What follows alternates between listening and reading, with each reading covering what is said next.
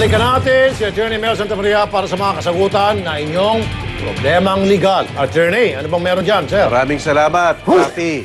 Ang unahin natin, ang bayaw nito, ano ang pangalan nyo? Alberto Santasing. Yung bayaw kasi nito, merong birth certificate, lalaki, ang nakalagay daw, babae. Tama ba? Oo. At tinatanong niya kung ano ang remedyo. Ang sabi sa batas natin, Rafi, ito ang remedyo dyan. Basta't po gender, talagang ikokorte nyo ho yan, hindi administratibo ang lunas dyan. Kasi sabi ng batas natin, kung gender, korte at ang huwes ang magdadesisyon dyan. Naintindihan niyo ba ho? Opo. At pumunta na ba ho kayo sa mga magtutulong sa inyong abogado? Opo, ni-refer na po kami ng mga politiko.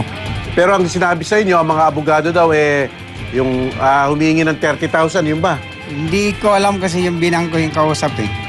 Hindi mo alam. Hindi mo alam. Ang sabi ng binangko, sabi raw sa kanila hihingin sila ng 20 to 30 para kasi ipapublish daw po yata sa dyaryo. Kasi nga Rapi, basta't i-korte ito, ipapublish ito. Pero ang publication hindi ho ganun kamahal. Ayun nga po Kasi napakaliit lang po ng ipapublish niyan. Thank you. Na may notice lang na may isang kaso na si Jenny gusto maging Jennifer, si Jaime gusto maging Jennifer, o si Jennifer gusto maging Jenny. Yan lang po male to female, o female to male. At saka hindi naman po kailangan sa broadsheet yan, yung mga Philippine Star, Inquirer. Pwede lang po yan. Halimbawa, yung mga Abante, yung mga maliliit. Kaya hindi kayo nagagastos ng 30,000. Kaya Rafi, ayan ang advice natin sa May kanya. tanong ako, Attorney. Okay, paano yun sa mga insidente na kung saan kung tawagin natin typo error, lalaki naman talaga nung pinanganak yung tao, and imbis na ilagay na M, nalagay na F. Yung ba'y dadaanin pa sa korte at marami pang chechuburit yung dadaan at gagastos pa ng malaking pera yung pobre? Unfortunately, Rafi, oo ang sagot dyan. Kaya nga, nag-amend na sila ng batas na pwedeng administratibo na lang ang name at nickname kung may pagkakamali at typo error. Hindi pa nila isinama yung gender na yan. Kaya nga, dahil nagbumungkahi ngayon sa Kongreso na sana ay amyandahin ulit ang batas kasi ang dali namang lutasin lang yan ocular inspection lang yan. Yun nga, yung papupuntahin lang sa isang lugar, titingnan. Tama, o babae tingnan ka ba't lalaki, ang daling resolbahin. Di ho ba? Pupunta lang halimbawa sa isang sa NSO, tapos sa isa sa CR, sabihin, gusto mo malaman kung lalaki babae ako. Tapos, di ba? Tama ka, Rafi.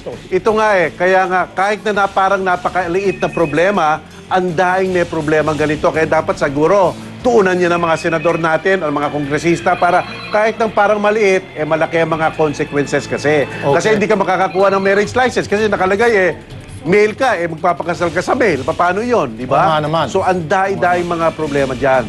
Kaya yun po ang payo namin sa inyo. Hindi yung ganun kalaki ang publication dyan. Ang susunod naman natin, si Lola. Lola, tayo kayo. Itong si Lola, nakipag-live-in sa kanyang partner na napakahabang taon. Ilang taon po, Lola? 32 years. 32 years. Pero may SSS pension, yung kanyang namatay, naka-live-in. Ang tanong niya, meron ba siyang makukuha dun sa pensyon na yon? Ang sinabi natin kay Lola, 3 ang pwedeng makakuha ng pensyon. Unang-una, principal beneficiary, ang legal wife o ang mga anak na lehitimo o ilehitimo man. Kung wala yon, ang mga magulang. At kung wala yon, yung designated beneficiary. Lola, kayo ba'y kasal dun sa inyong partner? Hindi nga po. So, hindi siya kasal. So, hindi siya papasok dun sa una.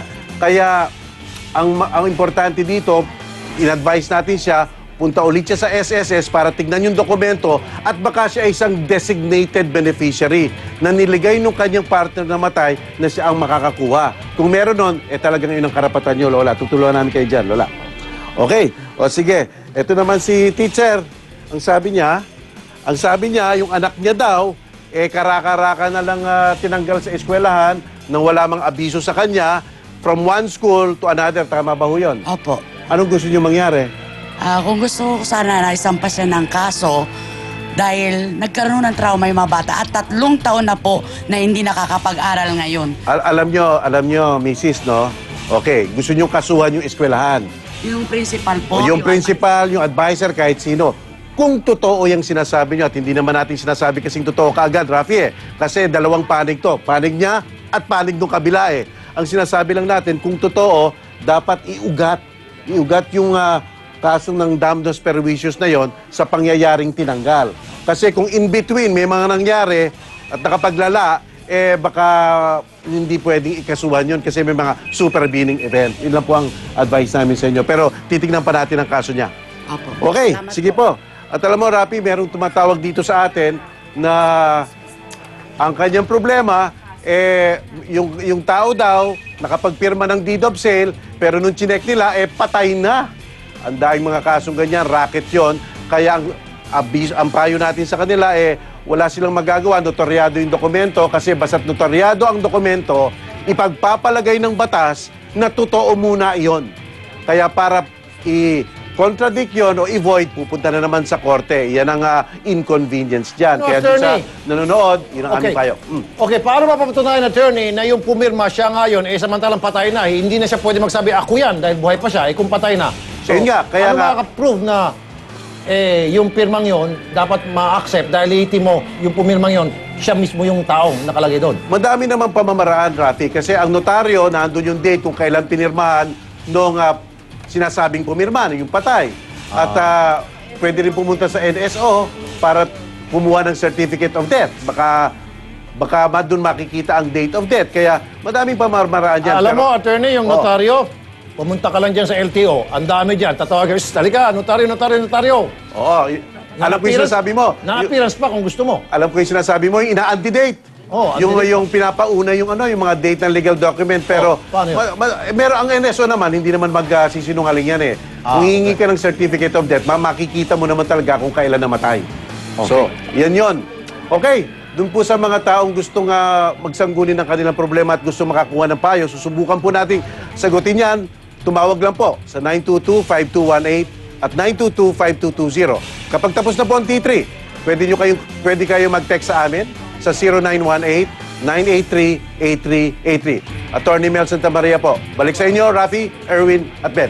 Maraming salamat po, Attorney Mel Santa Maria. Oh, ang daming cellphone, oh. What's wrong with this video? Ang daming cellphone. 1, 2, 3, 4, 5, 6. Kitol Ben. Ha? Ang dami mong cellphone. Ha? Ha?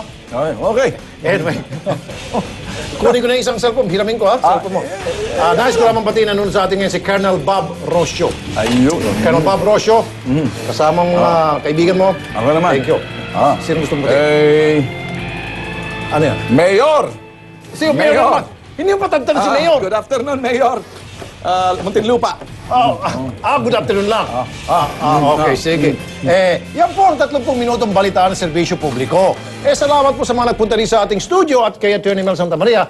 Sa mga may problemang legal na nais niyong ipakonsulta sa aming attorney on call, pumunta naman po dito sa aming studio sa Novaliches, Lunes hanggang Biyernes. Ako po si Rafi Tulfo. Maraming salamat sa inyong walang sawang suporta. Ako po si Ben Tulfo. Ako si Erwin Tulfo. Adios.